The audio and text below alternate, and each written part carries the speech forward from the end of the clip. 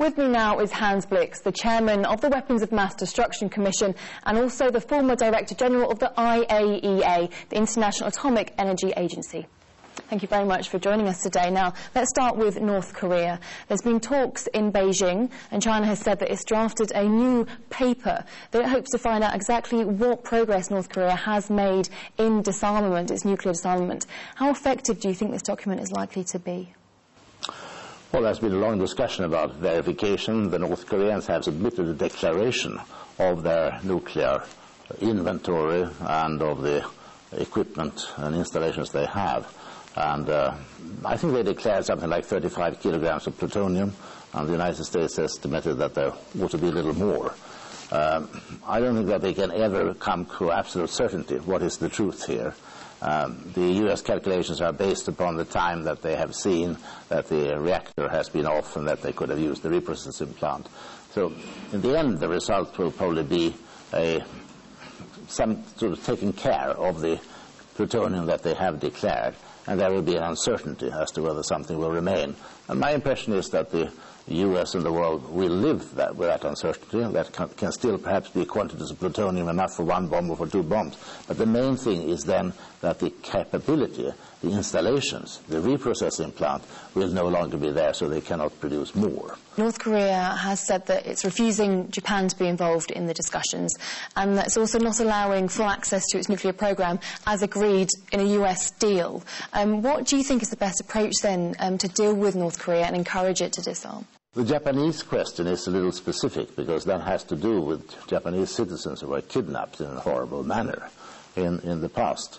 And whether one can solve that issue together with the nuclear issue, I think is a bit doubtful. So Japan, I understand, has not been willing to deliver oil. But if Japan is not willing to do it because of this hurdle, then maybe oil can be delivered from somewhere else. Now, obviously, Iran is another nuclear state at the focus of attention. How much danger do you think Iran is to the rest of the world at the moment?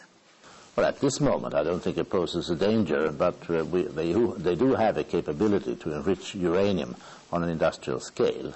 And when they have that, well, there's not much time left before they could make a bomb if they want. Of course, they deny that they have that intention. But others say that we don't want you to have enrichment capability at all, because you might change your mind one day. Maybe you don't have the intention today, and they suspect they have the intention, but maybe they don't. And even if they have not, then they could change the intention. So the safest, that which would lead to least tension in the Middle East would be if they refrain from any enrichment in Iran. But to do that, certainly there will be a need to a lot of compensation. If they want to forego, if they are to forego the option to make nuclear weapons, maybe they need guarantees that they will not be attacked. They don't need to worry about Iraq any longer, or they don't worry about Pakistan or Turkey, but they may need such a guarantee from the United States. They have been isolated from the United States since 1979 when they invaded the U.S. Embassy. And maybe they will say that, well, if we are to abstain from this, we think that the least you can do is that you establish diplomatic relations with us so that we'll stop this isolation. These two things have not been offered so far, and there may be other things that might make it possible for them to accept doing away with enrichment. But one doesn't know. One will not know until one engages in negotiations directly with them. And the US President-elect Barack Obama has said that perhaps there's a new policy to be taken by the United States which involves tighter sanctions and more economic incentives. Do you think that's likely to work? Well, I think that both rewards and, if you want, punishments, the sanctions, economic restrictions, that's a kind of punishment, the pressure on them, that if you do not want our solution, then you will have less favorable economic conditions. That's one way. But it's important that there also be rewards, as in the form of saying we will now invest, there will be investments, we will not put any obstacles to that, we might help you in your nuclear program, we'll help you to get into the World Trade Organization. There need to be both of these. But I think that if they go to threaten use of force, then it may be counterproductive. This is what they've done, because if they threaten use of armed force, first of all, it's humiliating. Iran will say that you are threatening us.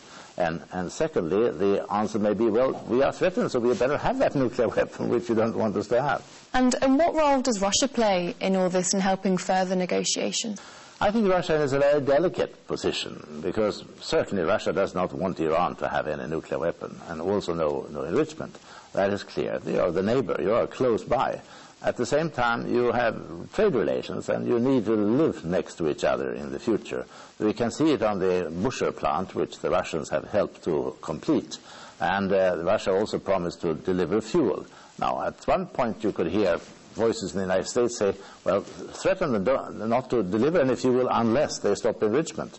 But if Russia had heeded that advice, if they had said that, okay, we won't give you any fuel unless you stop, then the Iranians would say, there you are no reliable supplier. You have a contract that you have promised us to supply, so we can't trust you. That shows that we need our own enrichment. And in fact, Russia, I think, has chosen the way that they will deliver fuel. And in fact, I think the United States has also been wise to say that they have to do that. This, after all, is fuel for a light water reactor, and they are not very risky from the point of view of proliferation. Now, the US says its planned missile defence system in Eastern Europe is aimed at preventing any attacks from these so-called rogue states like Iran. Do you think that's a legitimate cause for concern? Well, the United States is free, and the countries in question are also free to accept whatever they wish, but I don't think it's wise. I think it is very, very unwise. Firstly, I think that if one were really worried about rogue states, then one should do it together. The U.S. should do it together with Russia and the Europeans and the Chinese. And the Russians, I think, are not saying that this threatens our second strike capability. No. They know that they can get through. But that's today. They might worry that in the future these things might develop into something. And I think they feel it's also a bit indelicate of the United States to put something so close to Russian borders. And I think that if the Russians were doing something in Cuba, I think the Americans would understand that. So I think it is unwise, and I hear also in Europe I see no enthusiasm at all for this scheme. And I think it would be wise if they somehow got out of the prestige fight that it is now. There was one point Mr. Putin proposed that they should have something jointly in Azerbaijan, and I think some such compromise ought to be found so that neither will lose face. But it was not a good thing to start in the first place by the United States. Russia has said that it sees it as quite provocative, as a threat to its national security, and might itself actually increase its missile defence as well. So in this sort of light, could this perhaps have an opposite effect and actually lead to an increase in arms and perhaps a new arms race? Of course, it is an element in the chill that we have between the United States and Russia, which there are other elements in as well. The arms military expenses today in the world are about 1,300 billion, and half of that is the United States.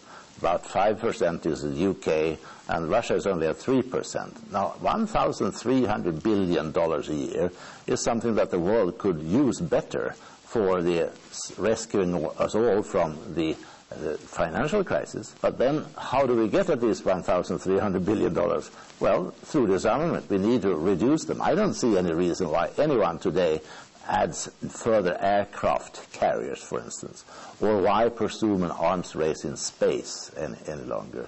I think there are lots that could be cut here and used for peaceful purposes. But that presupposes that we lower the temperature. The missile shield is one element. I think the NATO expansion is another one.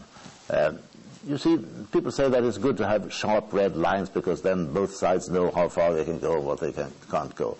But there is another way also to get peace, and that is to have areas of détente, areas in which there are no military marching up. I think of the relations between Russia and Finland. Well, they are pretty good. Sweden and Finland are not members of NATO. In my view, they should not become members. We were not members of NATO during the Cold War, and Russia was dangerous in our view, and I don't see why we should join them now. And I think that relaxed relations that exist between Russia and Finland and Sweden is good. And that Russia needs to develop, I think, a policy of good neighbor. I'm not sure Russia was always a good neighbor to Georgia, and that a lot of the tension came from these relations. And Russia needs, like the United States want to talk about, the policy of the good neighbor, to have relaxed relations with them. And I think at present time, when the Western world has been so agitated about the Georgian war and often been agitated against Russia, I think it would be helpful if Russian leadership sometimes said that, look, We have no intentions to try to catch back the countries that became independent, whether Eastern Europeans or those that are parts of the Soviet Union. There's no intention for a revanchism. I think it would be useful for the Western world to hear that, because there are some people who suspect it. I don't think so. I don't think that's the Russian intention, but I think it would be useful to have it said. Hans Blix, thank you very much for joining us.